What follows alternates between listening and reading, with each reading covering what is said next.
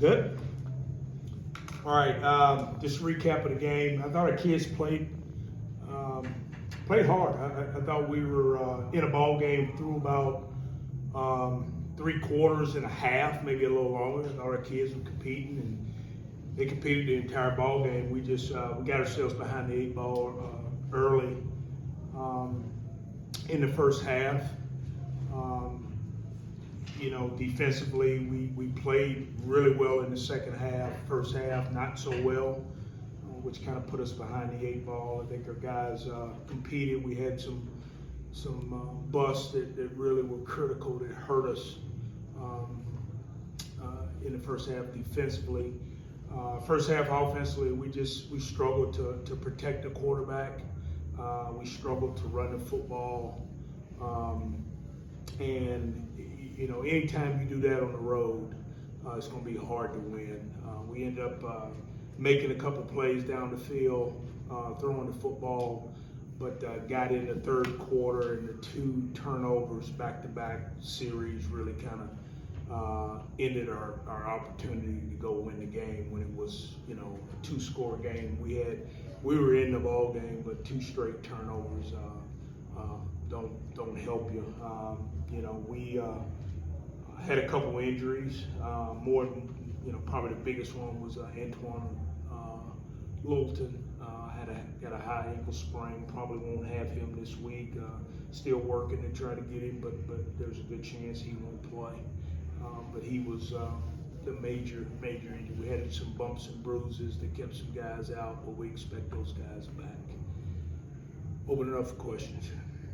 On the offensive line, are you seeing look like the pressure was coming from everywhere, but I know that Grayson's out, Chris is in. Is it a situation where the pressure's come up the A gap and then Evans kind of just wherever he goes, he's kind of stuck, or is it you've seen a little bit of everything move? I thought Chris played extremely hard and extremely well. Just one of the tackles? Yeah, I think we struggled on the edges at tackle more than anything else. And as the game goes on, we knew they had tremendous pass rush ability. I mean, that was not a secret. It wasn't like all of a sudden, we figured it out. We knew it going into the game. I think the biggest thing was, we needed to, as an offensive staff, adjust faster to protect our quarterback and do some things in protection. We did that in the second half and had some success throwing the ball down the field. So we just need to be able to see that earlier and get that done faster. What do you think led to the struggles defensively in the first half, allowing the 3 touchdowns, and also special teams not helping out either? What do you think just went wrong in that first half? Well, I think we spilled the ball by a guy that's supposed to contain the ball for a touchdown. So one guy, all he got to do is keep his outside arm and leg free, and there's 10 other guys coming this way. He spills the ball goes that way for a touchdown. Now, I don't know if it went for a long, explosive game. We get out of our pass rush lanes when we've got it covered, and the quarterback takes off and runs down the field because we are not balanced in our pass rush lane. So those were the 2 in the first half that really hurt us. I thought the second half our guys played extremely well. The kicking game, the touchdown on the kickoff, poor kick placement. We never kicked the ball in the middle of the field. We kicked the ball in the middle of the field, which screws up our lanes in coverage. We still had 2 guys unblocked that should have been able to fold and make a play. But when you're a directional kick team and you kick the ball poorly, that's going to hurt you. Again, mistakes that hurt you. Not physical mistakes, but mistakes that just hurt you, that you don't, we're not a good enough team to overcome those kind of mistakes. Is that something just when you're trying to kick it in the middle of the field, is that something that Maddox works on and kind of struggles with a bit? Because I think it's fair to say, same thing with the field goals, right? Sometimes he can make it from 70 yards out, but not always hitting it on target. That was the first time he kicked the ball in the middle of the field all year. So, not a struggle. Yeah. he missed it. What did you say to the defensive unit in the halftime locker room, just for them to fix kind of those big plays that were happening? Fix the problems. It wasn't like there were anything. There's no magic pixie dust to go say, you know, hey, don't spill the football, box the football. Did you get a chance to talk to Landon Morris? I know he didn't make the trip. Did he quit the team, or is he just kind of? He's just away from the team for personal reasons. Okay. What about for senior day? What's it going to be like for you? I mean, you've been around these guys for a while, even when you were the chief of staff. I mean, what are some of the names and faces and memories that are going to stick out to you on Saturday when you see these guys walking up? Well, you know, obviously I wanna be able to salute those guys because, you know, college athletics is a tough business. You know, these guys are now going to play, you know, for 2 head coaches, some of them maybe 3 head coaches. So it's a business. I hope those guys have grown and that they understand the value of getting a college degree. Not only that college degree, but growing in the relationships that they built while they're attending college. Because that's truly important. The degree is important, but the relationships that you gain and nurture and grow over that period of time are what's going to carry you down the road. And I hope those guys that walk across that field as seniors for the last time understand that. You mentioned Antoine's out for the game. As somebody that was like one of the might be. Yeah. If he is out, how does that affect the game plan? Does that mean Therese gets more touches, or has it become a little more pass heavy? We're working on that game plan as we speak. What about North Texas? I mean, they've lost 5 in a row, but they're kind of they really get blown out in these games, and they're. I mean, I imagine you're probably seeing some good stuff of them on film. Yeah. What do you make of them? Even like I said, and it looks like they've been almost even against Army too. Sure. Very explosive on offense. So that keeps them in the game. I mean, in today's college athletics and college football, if you can score points on offense, you got a chance to win any game you're in. So they've done a great job there. They fired the defense coordinator because they were giving up a bunch of points. And if you look over the last, I think they've lost 5 in a row. They've averaged over 27 points in those games. So it's not like they're, you know, not scoring the ball. They are scoring points. So for us, the most important thing for us is to keep their offense on the sideline. How do you do that? You got to keep drives alive. Okay, you can't be second and 15.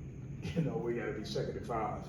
You know, second and 7, and then 3rd and 2s, 3rd and 3, and then convert, keep the ball, keep them on the side. We got to keep Morris on the sideline. He's one of the better quarterbacks in our league.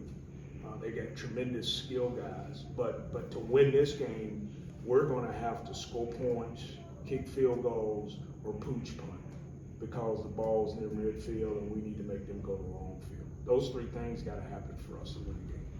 Are there guys, you've been around this game a long time, are there guys from this team, players from this team that you think are going to stick in your mind for a while just because of how they handle themselves on the field, off the field? I mean, you were important to helping Stan build things around here, helping him build the staff, and you've seen a lot of guys come in and out of this building.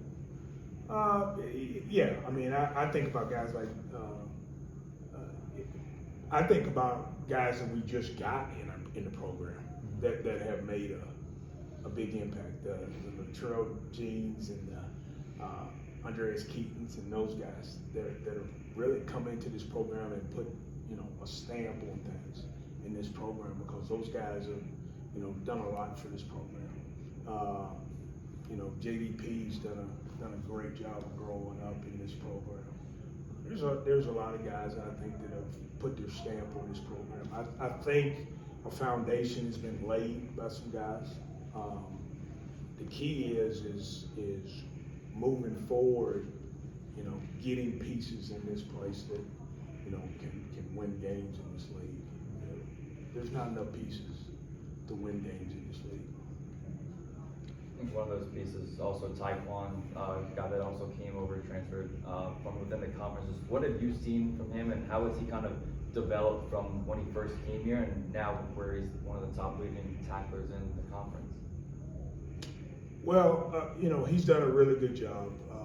He's a play hard, tough kid, done some really good things for us.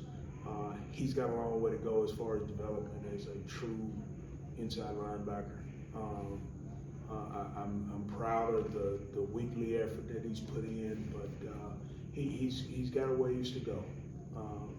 And you know, we're happy that we've got him. But he is, you know, sometimes we look at stats, okay? Well, you guys look at stats, and you don't see the big picture sometimes. He's done a really good job for us. He's got to improve for him to be a top-notch player, football player, all-around player. You had any freshmen or redshirt freshmen who you've seen that have maybe made a big jump, again, like beyond stats, you know, guys that have kind of maybe pushed for more playing time, or guys that you think could be building blocks for the future here on, whether it's on defense or guys that are making it tough for you on offense when you're. Yeah, I'm trying to think of names right now, guys, because I don't really, you know, in today's game, there are no red shirts and all that. You play the best players that can play now, because it doesn't matter who they are. If you develop them at this level, you're going to lose them, because somebody's going to pay them and they're going to go somewhere else. So I'm really careful about putting names out there of people that have played well, that developed, because I mean, they're going to get $50,000, $70,000 somewhere and be gone. I mean, that's been proven here to happen, and so I hope this administration hears the need for finances to keep good players on this football team. Do you talk to Arthur about that stuff? Oh yeah, a lot. What's next for you? I mean, have you thought about what you want to do next after the season? Do you want to keep coaching? My goal is to be the head coach at North Myrtle Beach High School in Myrtle Beach, South Carolina. And I'm not threatening that guy that's got that job. I'm just kind of kidding, but that's my goal, is to be the head coach at North Myrtle Beach High School. Open up me a little, I got a house down there, so kind of open up me a little place down there and maybe sell clams or shrimp or something. What goes through your mind when you think it? So if that's next, like, you've been around this game for a long time. What flows through your head when you think back on your career? I've seen so much. You know, when I was at Texas, I signed the #1 player in America, a guy named Corey Redding, #1 defensive player in America. At Ohio State, I signed a bunch of guys. I remember when relationships meant something in recruiting. I signed Von Bell, who was the #1 safety in football, and at Ohio State. And I got to know, I still communicate with mom, dad, and that guy, because of those relationships that we built.